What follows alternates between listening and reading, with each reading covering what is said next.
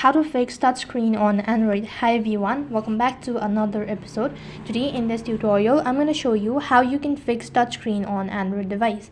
Touchscreen isn't working on an Android device, then there might be several different reasons why the issue occurs.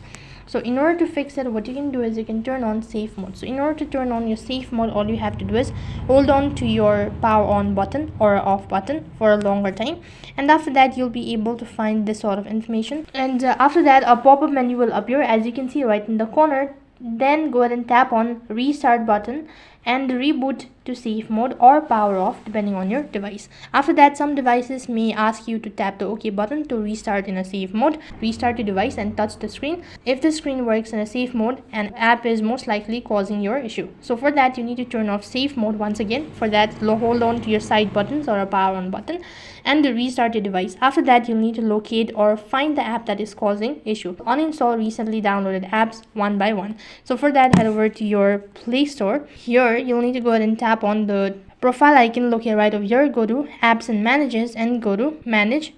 And over here, you'll be able to find installed apps. So you need to go to Recent. Just go ahead and sort it out. In order to uninstall it, just tap the application located right in the corner, and after that you can uninstall the following application. So that's how you can uninstall recently downloaded, and this might be able to fix the issue all at once. However, if you're still unable to fix it, then getting the help of a professional would be a better solution. So that's how you can fix touchscreen on Android. That is all for this video. I hope the video was helpful. Make sure to like, share and subscribe to our channel. Thank you for watching. See you in the next video.